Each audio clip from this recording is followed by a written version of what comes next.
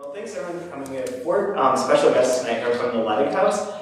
Before introducing them and explaining what the Ledig House is, I just want to say a couple quick things about this overall series. The Reading the World Conversation series started in 2008 as a way of introducing American audiences here in Rochester and throughout the world through the internet and our video taping to international writers and their translators. And this series is sponsored by the College of Arts and Sciences, the New York State Council on the Arts, and the National Endowment for the Arts, which I want to thank all of them for all their gracious support.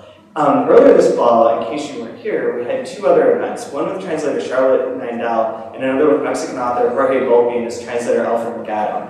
Both of those events, if you're interested, if you like what you see tonight, are archived on our website, so you can go and watch those at any point in time. Our websites are openletterbooks.org and rochester.edu/3%, one word spelled out, no space. Anyways, this is our last event for the fall, but we will be back next spring with a couple events, including one for the Golden Calf by Elfin Petrov, which was translated by two of our staff members that work at the library, Konstantin Dreyer and Helen Anderson. We're also going to be having an event for Kimanzo's Gasoline, and we'll be announcing all this stuff in the next month, fingers crossed, 2 months, so keep your eyes and ears open. But tonight we're here to talk to the four people who are up here, who are all in residence at the Ledig House in Omi, New York, which is just north of Albany.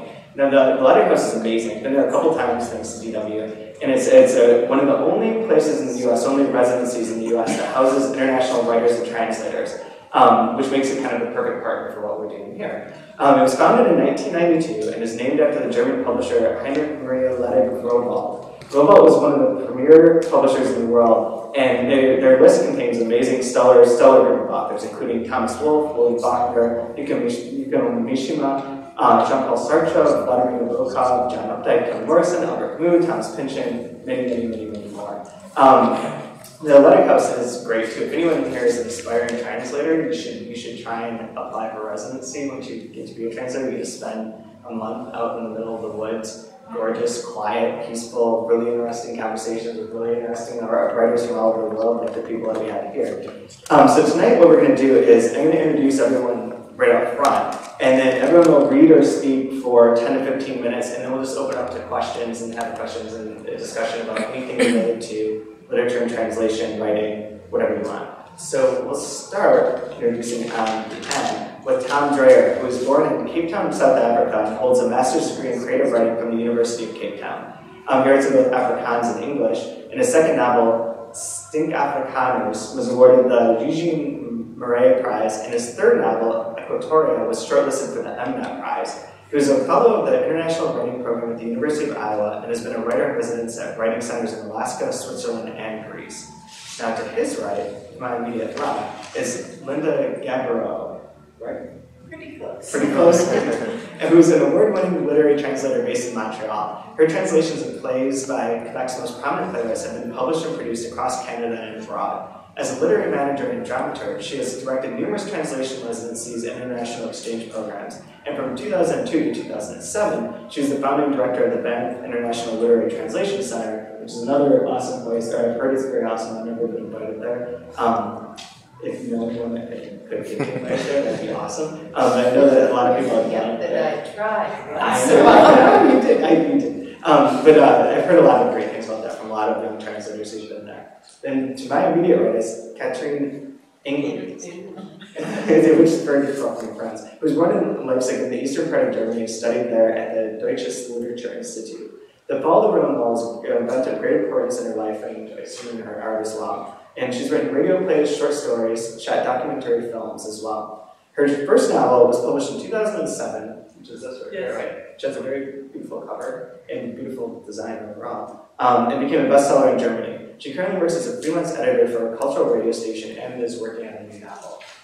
And then finally, on the far right is Pravda Miteva, who was born in Sofia, Bulgaria, and holds an MA in English literature and taught English to adults from 1976 to 1994.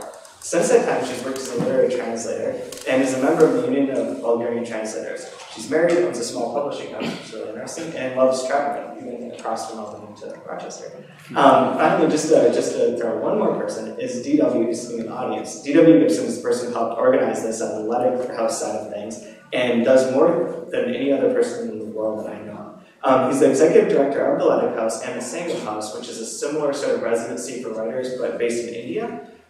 He's also a book scout for Eichborn and Bayer Verlag. He's an author of a series of books about pirates. And he's involved with the new innovative publishing house called OR Books, which is doing the Going Rouge, Sarah Palin American Nightmare book, which is worth checking out. And I know that he does other things, and he's too modest to tell me what other things are, but he seems to know everyone.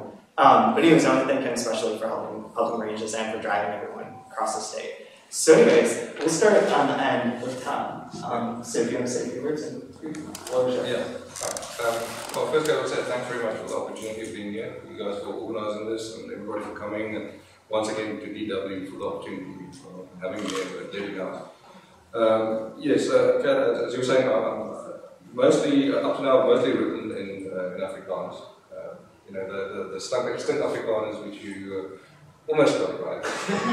Is, you know, I think that shows up the complexity, the difficulties of translating a little bit as well, because it's at the moment we're looking at maybe an English translation, and it's but the very title is fun. You know, so it either means marigolds, you know, flower, or smelly Afrikaner. You know, so obviously there's like a play in there anyway. Anyway, but I'll mostly read to you guys.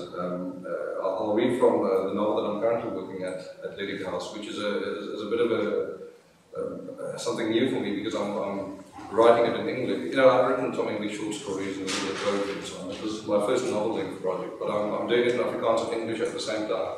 So it's a little bit like building a tunnel, where you start from the one side and from the other side. You know, depending on where my mood is, you know, I'll work on one and then on the other, and then there's an interesting kind of cross-pollination going there as well. One of the interesting things, just as far as, you know, to stress the translation angle also a little bit, is that because of the nature of, you know, Afrikaans is pretty much like Dutch. You know, it's 95% Dutch, I would say.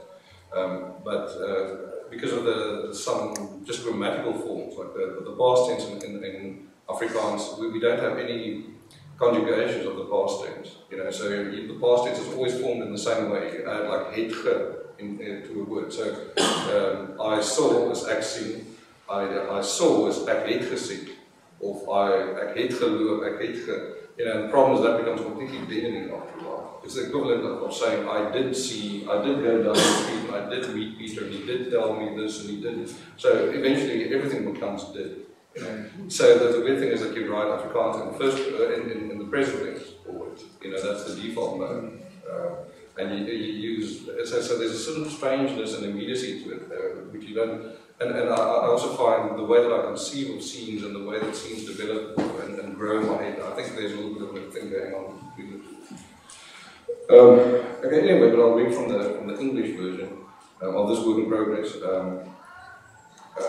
All that you really need to know is that the main character is slightly schizophrenic. And he has these visions that typically involve fish. So some of the fish references might account for some of that. And before the scene starts, all you really need to know is that he popped a couple of tablets, just like random pills that he got from a mate's cupboard.